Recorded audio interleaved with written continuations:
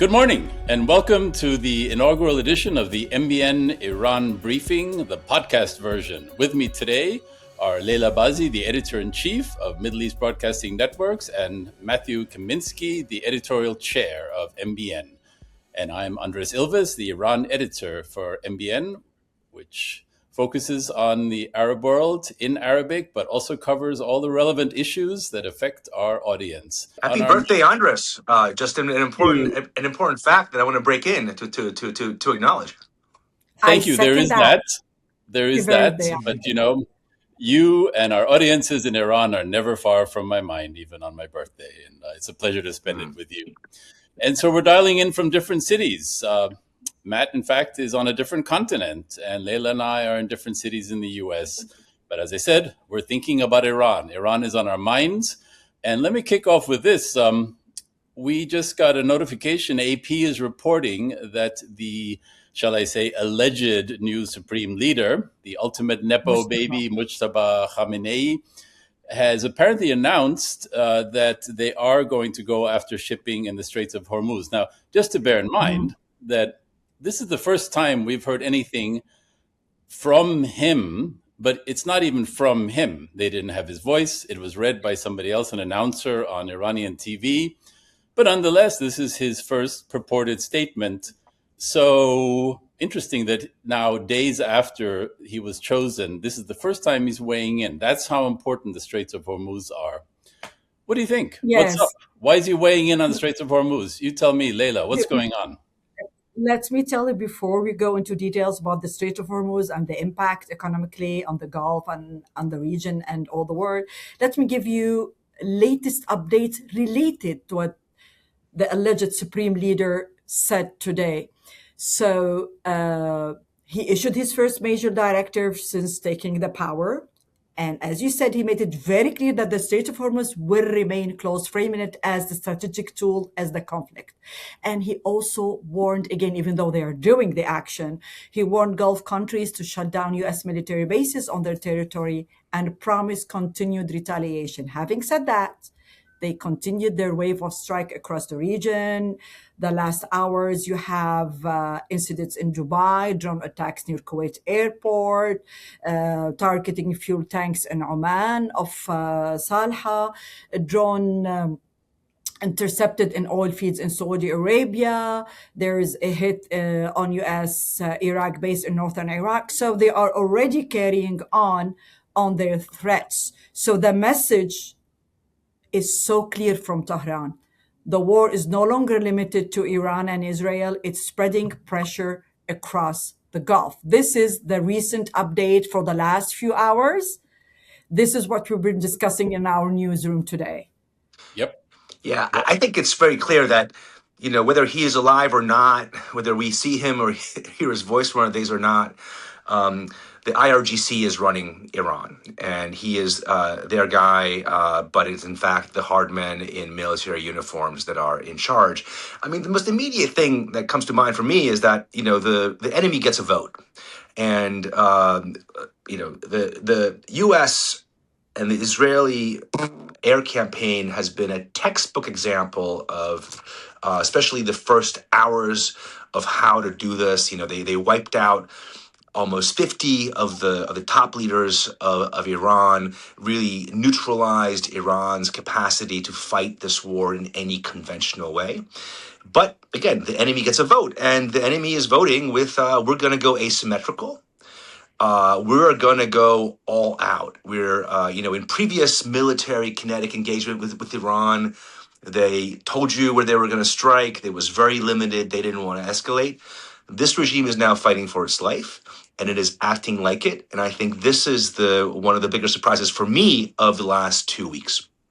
Well, it's funny you should say that, Matt, fighting for its life, because it's true. Sometimes countries go to war and it doesn't necessarily take a toll on the leaders initially. The focus is on the struggle. But, we look at the leaders in the Gulf. We look at the leaders, frankly, of Israel and the U.S., and this whole war is it's become the number one issue for, a dozen or 24 countries. It's inescapable. And if you think about the headlines just a few weeks ago, they were about different topics. They were about Ukraine, stuff goes on elsewhere in the world. This is now the only Everybody topic. forgets about Gaza. Everybody forgets about Exactly. Gaza. Who's talking about Yes. Gaza? Where are the plans? Where are and the news goes on. That's the other thing. Things may be happening, but it's so far down in the headlines that there's no way to even notice it. So, uh, what's at stake? What's at stake for the Well, Prime Minister of Israel? no, but I think it's really worth dwelling on this regionalization point around what is happening. They've regionalized, but they've also internationalized this conflict, and we should have known from Iraq that just because you have military superiority doesn't mean you have control over events. And uh, oil is going to spike again. It's been bouncing up and down between 80 and 120. It was just over 100 this morning. I haven't It's seen a the whole last 10 minutes, but I'm sure it's going to spike up. The implications for but then internationally, this is going to sort of chill on sort of on the global economy.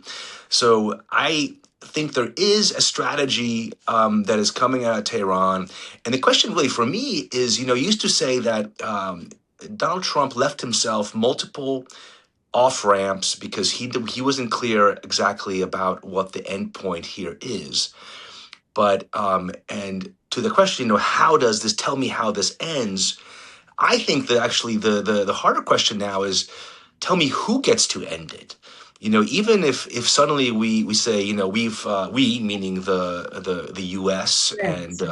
and the West have achieved our strategic objectives in Iran, does that mean the IRGC will not keep up the pressure on the Gulf, will not sort of play spoiler, will not sort of close the the Strait of Hormuz as they can going forward? And I think this was what I would imagine makes people pretty anxious now in the White House, but also in capitals across the world.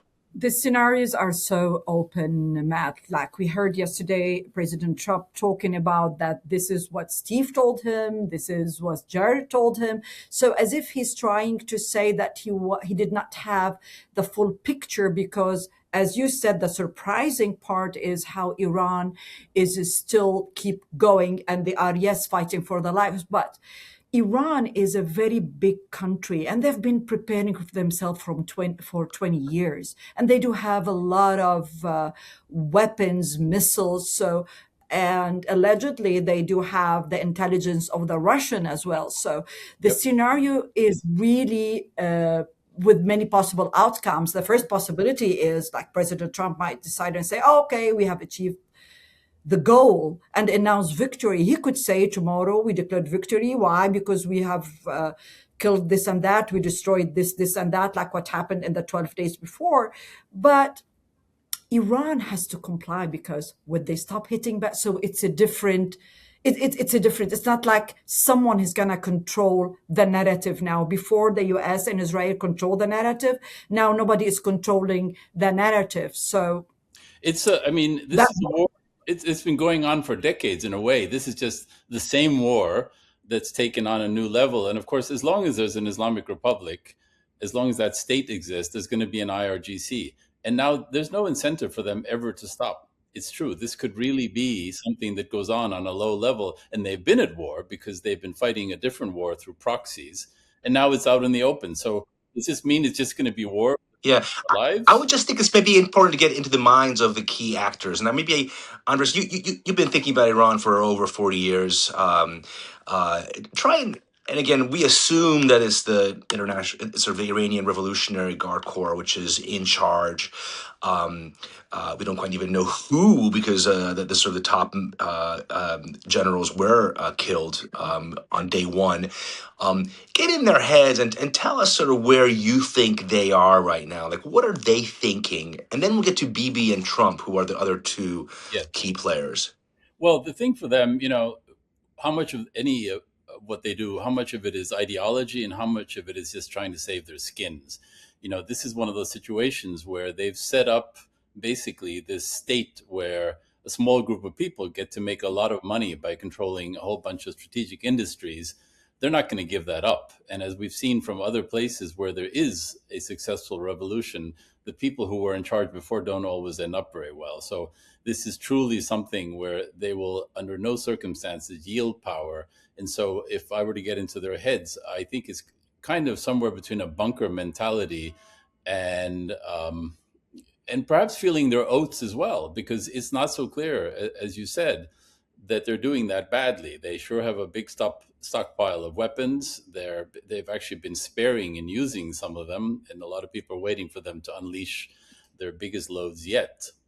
But in the Yeah. time, it's crazy.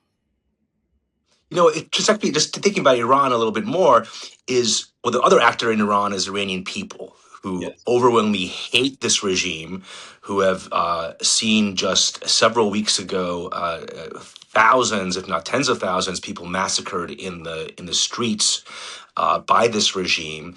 They are not coming out because bombs are flying.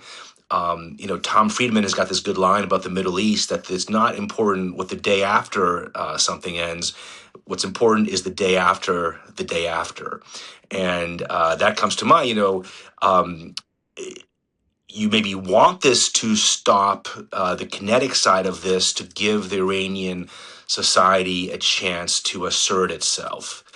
But maybe the regime is also thinking this way, and actually we want a bit like Vladimir Putin in Russia. War is very convenient for keeping, your society under very tight authoritarian control. They're basically willing to stop at nothing now in terms of what they'll do to their own population. Apparently, in tower blocks, of which there are many in Iran, where people have been heard to shout, death to fill in the blanks, death to now Mushtaba, they've apparently informed the people who live there that if such shouts continue to emanate from the tower block, then we're going to start going after the whole building. I don't think there's ever going to be a return. There have been times where there have been reformists. There have been times when it's like, well, we'll let up a little bit on this. There's no turning back as long as this regime exists on controls over the population, what they're allowed to say, speak, and so on. It's only going to get tighter. The Iranian inside Iran, I've been told from a friend of mine who I was having coffee last week in DC when all this started and the strike started. They are saying, it's okay. We will die, but we want to get rid of this regime. Imagine how they reached to this point. They can no longer take this dictatorship and the rule of wilayat al-faqih over them. So they are fine. Okay, we're going to be maybe casualties of war, but we want to be done with this regime. So the people of Iran are suffering from the regime, and they are suffering now, and they are the ones who are suffering the most in all that. Yeah, I think it's also worth remembering the sort of politics on this side of the battle line in Jerusalem, since this is really a joint Israeli-American operation, and in the U.S. For Prime Minister Benjamin Netanyahu, this is pretty important. It's the realization of 40 years of something he's wanted to do his entire career. He's also under some pressure at home. He's got some legal cases. He may also want the war to continue. No, Leila? Of course he wants the war to continue. He's expanding now boots on the ground in Lebanon. So yes, he wants the war to continue because he wants to stay. And honestly, Matt, I think the winner in this war in the short term is Bibi. Yeah. I think that seems to me, of course, because Bibi's shown that the most powerful country in the world has joined arm in arm with Israel. And again, America was always Israel's ally, but it's also been an ally that was the senior partner, clearly, and was willing to criticize and to push back when it was necessary to do so. I think the really interesting question will be in Washington, because I think President Trump is thinking about his legacy, and following the Abraham Accords, one of his biggest successes in foreign policy at the end of his first term, he's looking at the region and thinking, well, I really do want to leave a different kind of region behind than I found. And Iran's been a nagging problem for the U.S. since the late 1970s. It is time to do something about it. And if you can fix Iran, you can open up many possibilities in the region as a whole. But, and this is a huge but, he ran Domestically, on promises to stay out of the Middle East conflicts. yeah, He is hugely critical. I mean, there's few politicians that he doesn't like more than George W. Bush, yeah, and what happened in Iraq. His vice president is even more committed to keeping American troops off the ground, certainly, and out of harm's way. And the longer this continues, I think and by the way, there was never a case really made to American public that we are going to war.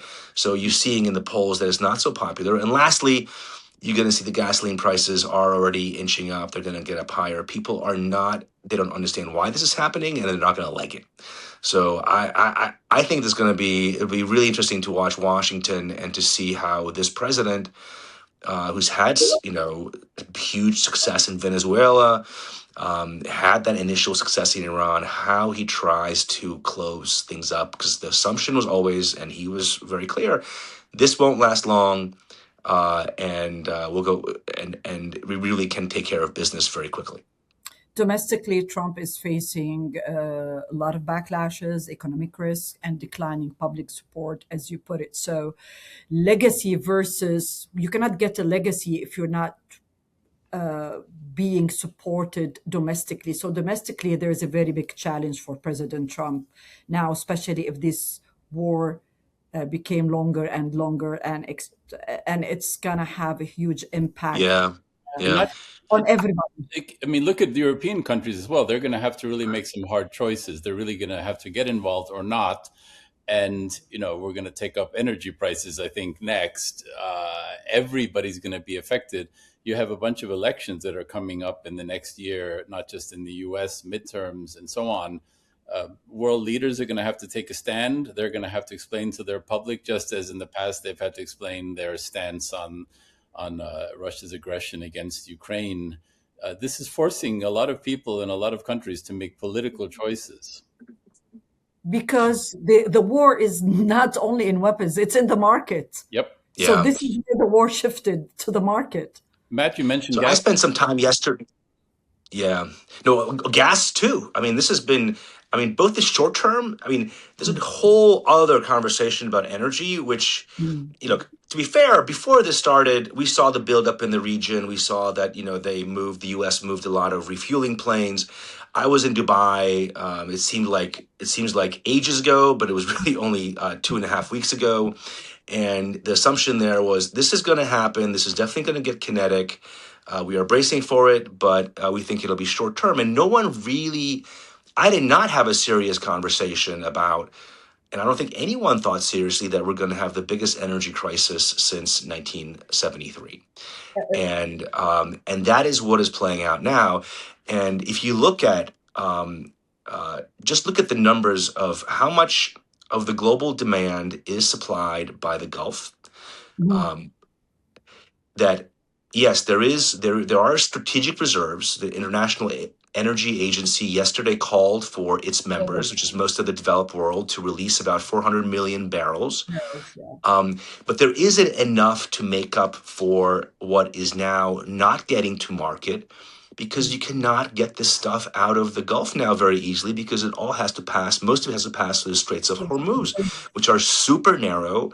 And there aren't very good options to protect the ships, and there aren't very good options to stop, drones flying or people in small boats sabotaging or laying mines.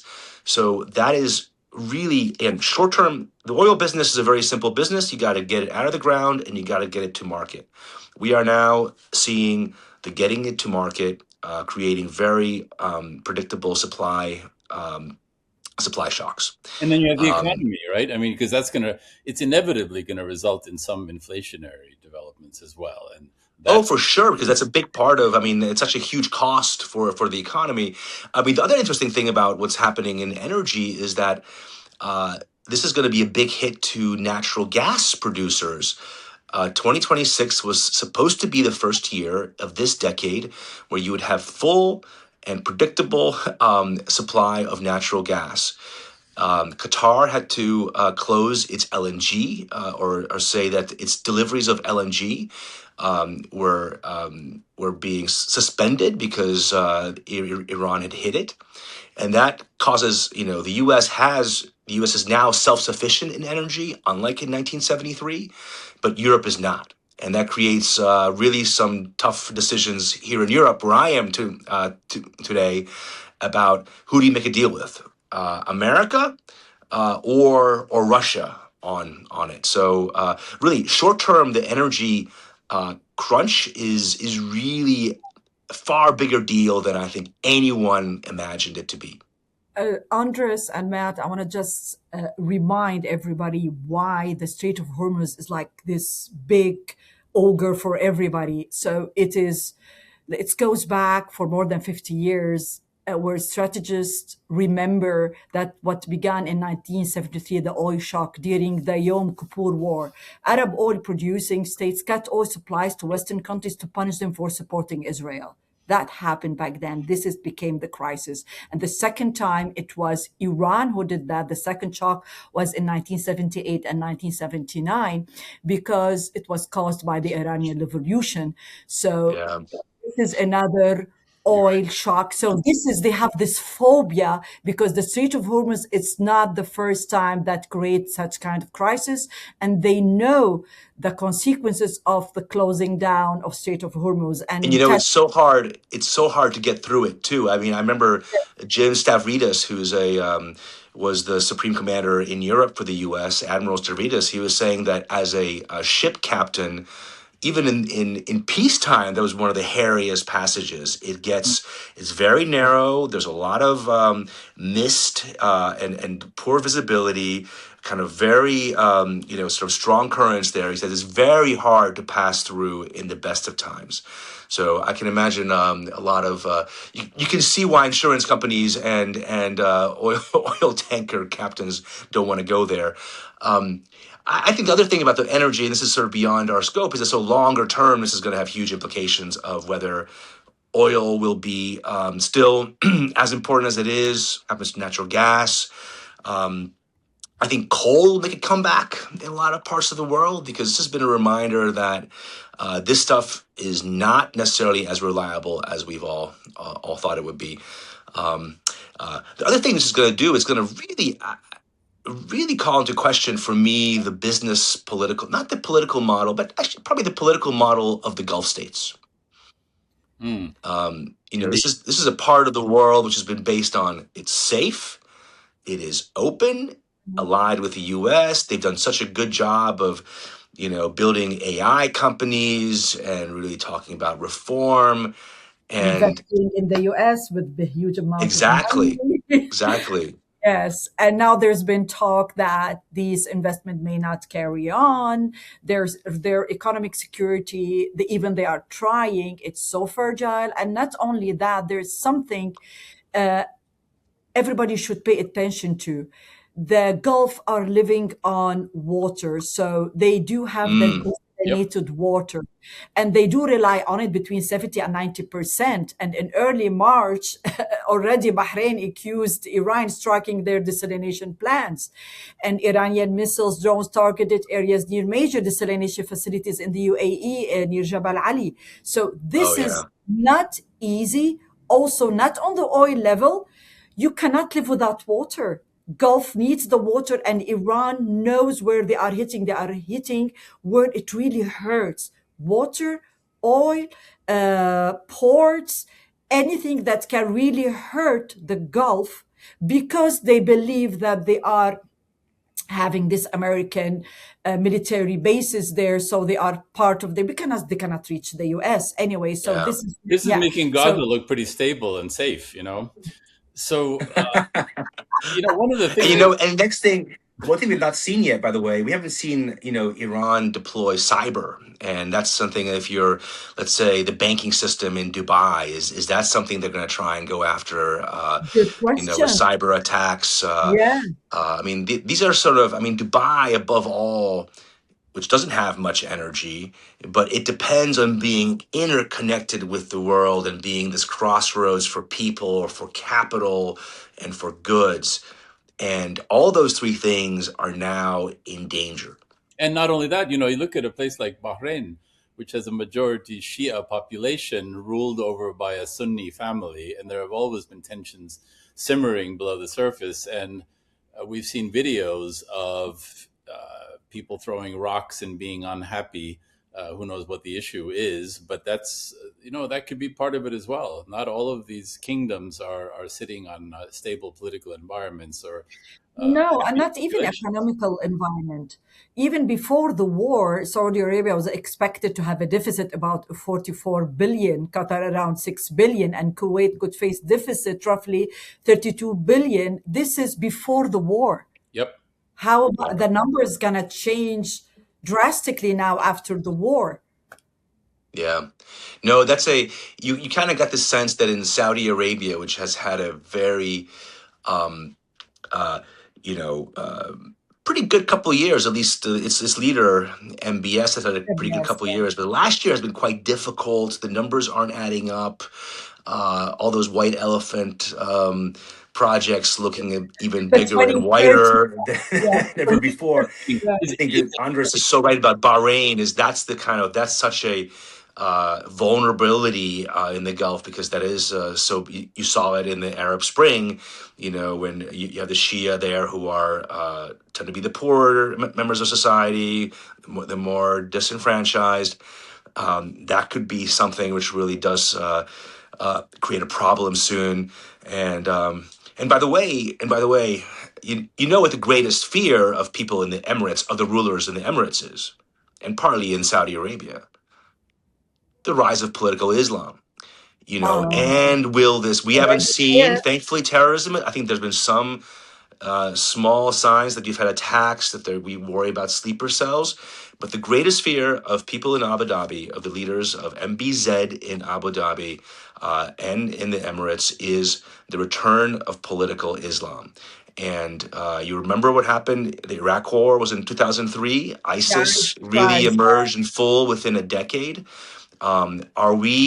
That is something that I think you have to be worried about, because we've talked about drones, we've talked about mines, we've talked about cyber, but terrorism is really the ultimate asymmetric weapon, as we saw, at the beginning of this century.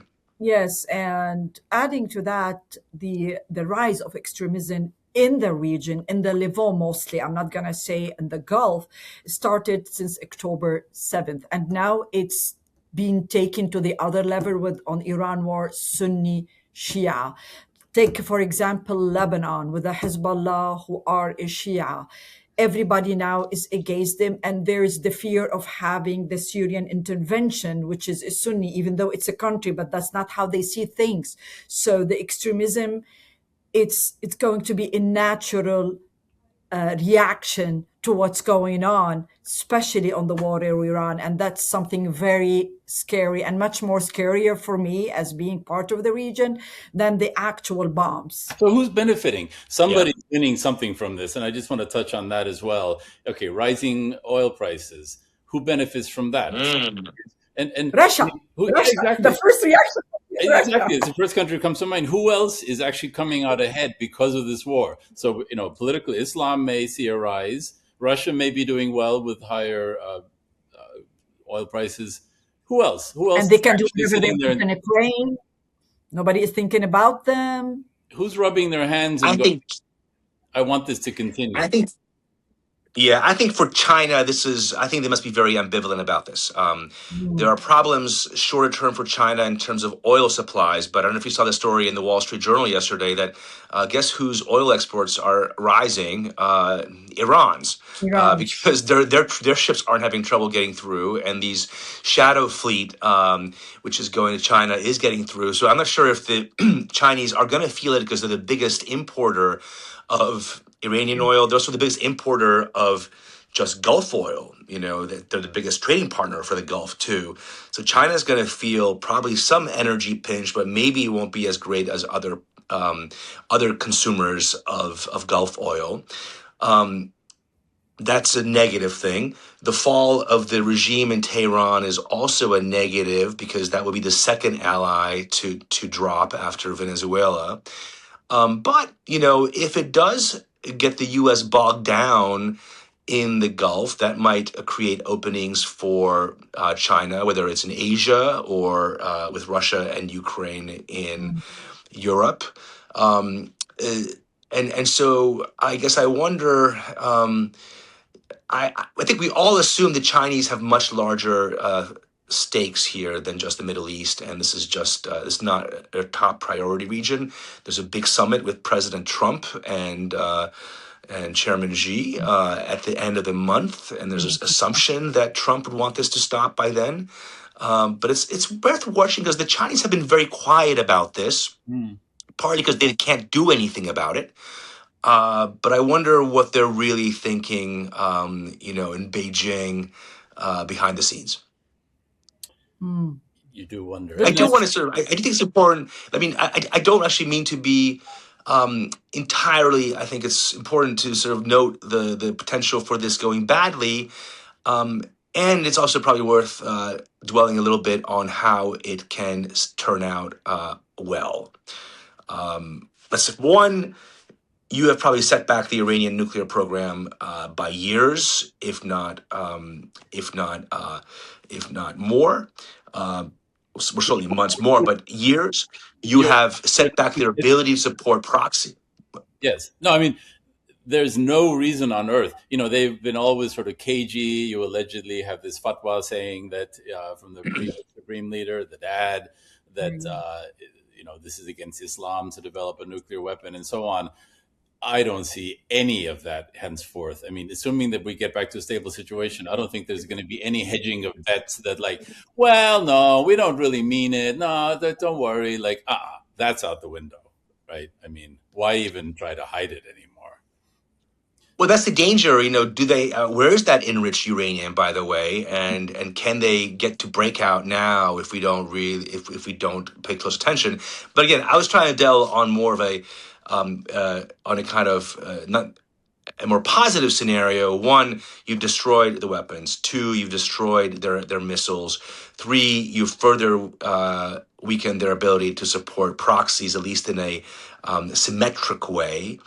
You do have this asymmetrical threat, but symmetrically they can do very little. And then I think it's both reminding again the point about the day after in Iran is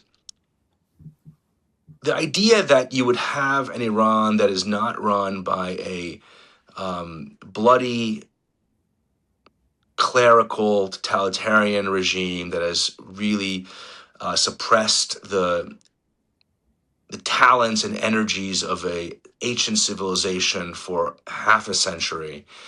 If that were to end, the potential here is really kind of staggering. Iran's the size of Turkey, but it has oil and gas, so it could be a much bigger economy in the region.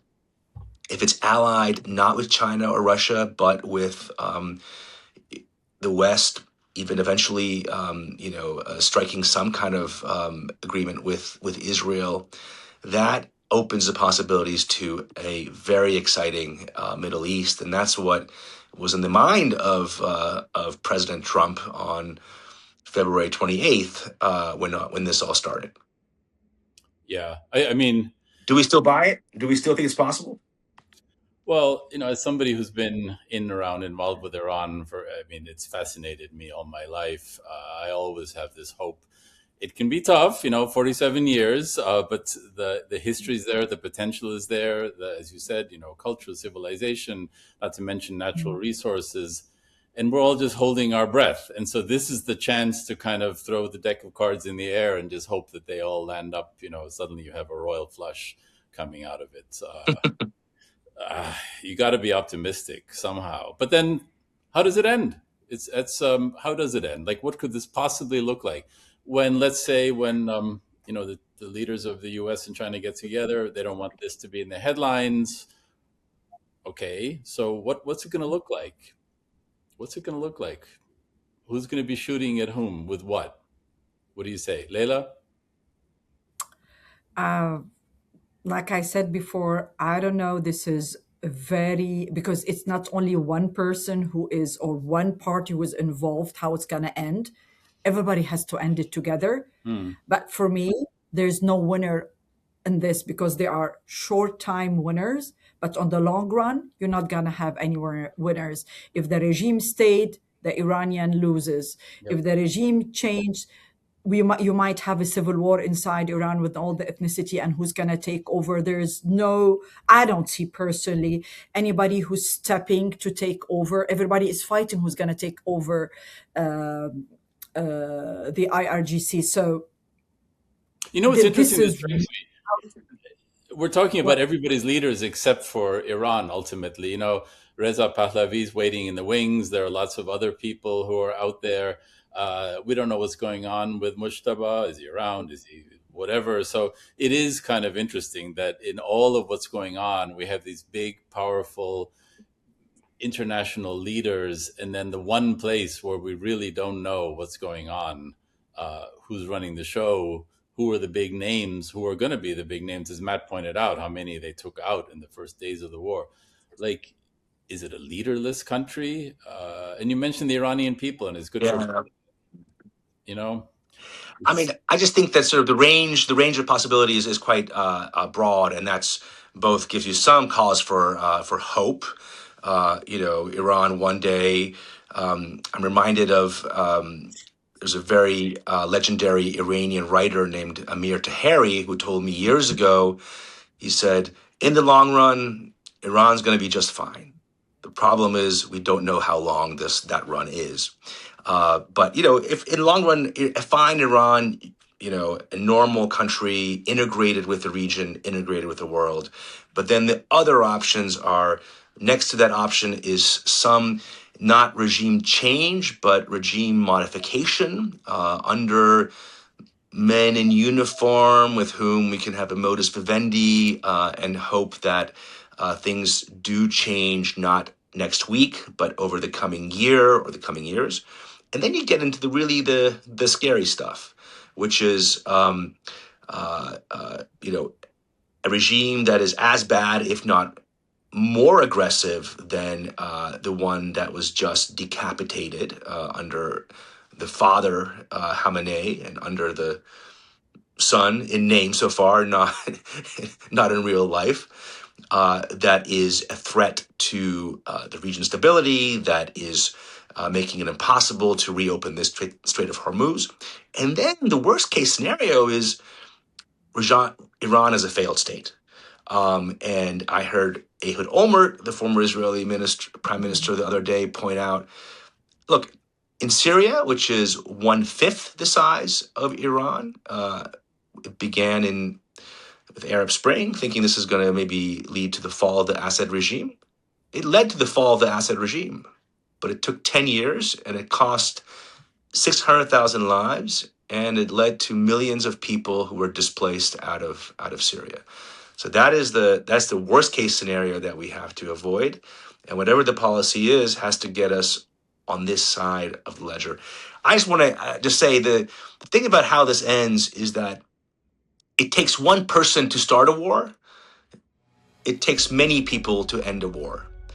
And that is why wars are easier to start than to end.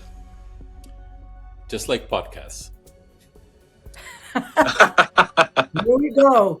We come to an end. Sign us out, Andres. Thank you, both of you, for your time, your insights. You really gave me a lot of stuff to think about.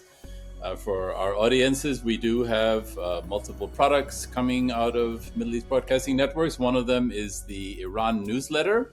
Feel free to sign up. You'll see the link in the podcast at the end. Please do sign up for the Iran briefing and for the other newsletters and products that come out of Middle East Broadcasting. So signing off, thanking you, Matt Kaminski, our editorial chair, Leila Bazzi, our editor-in-chief, and from myself, the Iran editor of MBN. Have a good day and just stay tuned.